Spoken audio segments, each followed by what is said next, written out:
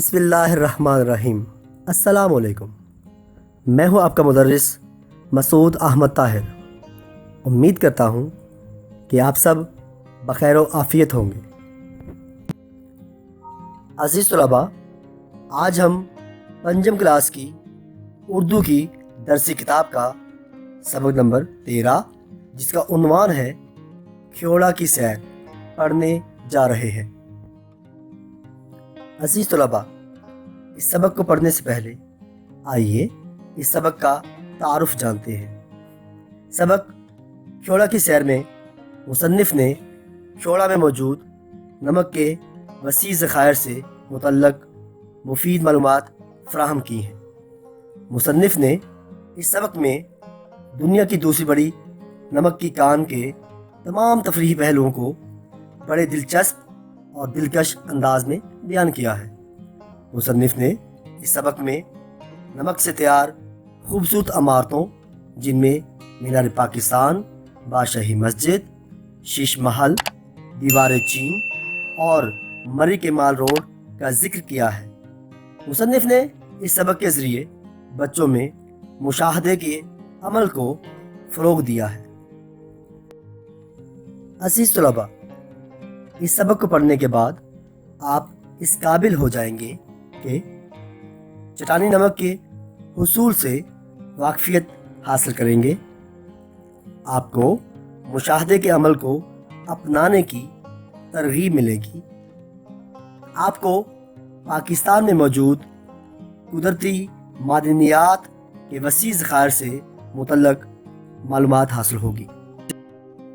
عزیز طلباء، آئیے اب پنجم کلاس کی اردو کی درسی کتاب کا صفحہ نمبر 51 کھولتے ہیں اور سبق کھیوڑا کی سیر کی ریڈنگ کرتے ہیں۔ چھٹی کے روز سعد بہت خوش تھا۔ وہ اپنے امی ابو کے ساتھ کھیوڑا کی سیر کے لیے روانہ ہوا۔ کھیوڑا ضلع جہلم کے شہر پنڈ دادن خان کے نزدیک واقع ہے۔ جب وہ لوگ کھیوڑا پہنچے تو دیکھا کہ دوسرے اسکولوں کے بچے بھی اپنے اساتذہ کرام کے ساتھ نمک کی کان کی سیر کو آئے ہوئے تھے۔ ابو نے ٹکٹ خریدنے کے بعد ایک گائیڈ بھی اپنے ساتھ لے لیا تاکہ وہ انہیں معلوماتی باتیں بتا سکے۔ گائیڈ نے انہیں بتایا کہ نمک کی یہ کان بہت قدیم ہے۔ یہ دنیا کی دوسری بڑی نمک کی کان ہے۔ اس کی دریافت سکندر اعظم کے زمانے میں ہوئی تھی۔ اس کان کی 17 منزلیں ہیں۔ سیاحوں کو صرف زمینی منزل پر جانے کی اجازت ہے۔ باقی منزلوں پر نمک نکالنے کا کام جاری ہے۔ کان کی ایک منزل پر سانس کے مریضوں کے لیے ہسپتال بنایا گیا ہے جہاں نمک کی کان پر کام کرنے والے مزدوروں کا فوری علاج کیا جاتا ہے۔ عزیز طلباء، آئیے اب اس سبق کے مشکل الفاظ کے درست تلفظات اور ان کے معنی جانتے ہیں۔ پہلا لفظ ہے ذرائع جس کا معنی ہے وسیلے۔ دوسرا لفظ ہے جھلک جس کے معنی ہے نظارہ۔ تیسرا لفظ ہے سیاحوں جس کے معنی ہے سیر کرنے والے۔ چوتھا لفظ ہے سرنگ جس کے معنی ہے زیر زمین راستہ۔ پانچواں لفظ ہے مشاہدہ جس کے معنی ہے معائنہ۔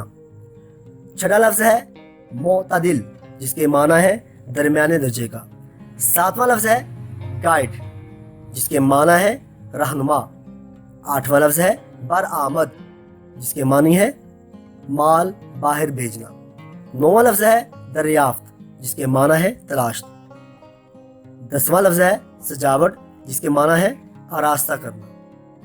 11واں لفظ ہے طویل جس کے معنی ہے لمبا یا لمبی۔ اور 12واں لفظ ہے کان کنی جس کا معنی ہے پہاڑ کھودنا۔ عزیز طلباء، آئیے اب اس سبق کے کچھ مشقی سوالات اور ان کے جوابات جانتے ہیں۔ تو پہلا سوال ہے کہ سانس کے مریض نمک کی کان میں کس طرح صحت یاب ہوتے ہیں؟ تو اس کا جواب ہے کہ سانس کے مریض نمک کی کان میں قائم ہسپتال میں علاج کے ذریعے صحت یاب ہوتے ہیں۔ دوسرا سوال ہے کہ نمک کی اینٹوں سے تیار کردہ عمارتوں میں سے کوئی دو کے نام تحریر کریں۔ تو اس کا جواب ہے کہ نمک کی اینٹوں سے تیار کردہ عمارتوں میں مینار پاکستان اور بادشاہی مسجد شامل ہیں۔ عزیز طلباء، آئیے اب اس مشق میں موجود مشکل الفاظ کو اپنے جملوں میں استعمال کرنا سیکھتے ہیں۔ پہلا لفظ ہے کان کنی، تو اس کا جملہ بنے گا کان کنی ایک پرخطر پیشہ ہے۔ دوسرا لفظ ہے معلومات، تو اس کا جملہ بنے گا کتابوں سے ہمیں نئی معلومات ملتی ہیں۔ تیسرا لفظ ہے صحت یاب، تو اس کا جملہ کچھ اس طرح بنے گا کہ میں صحت یاب ہوں۔ چوتھا لفظ ہے معتدل، تو اس کا جملہ کچھ اس طرح بنے گا کہ کراچی کی آب و ہوا معتدل ہے۔ پانچواں لفظ ہے یادگار، تو اس کا جملہ کچھ اس طرح بنے گا کہ ٹرین کا سفر بہت یادگار ہوتا ہے۔ آج کا لیکچر اختتام پذیر ہوا۔ آج کے لیکچر کے دوران آپ نے پڑھا اور سیکھا: سبق، شعلہ کی سیر کا تعارف، تدریسی مقاصد، سبق کی ریڈنگ، مشکل الفاظ کے معانی، مشقی سوالات کے جوابات اور الفاظ کا جملوں میں استعمال۔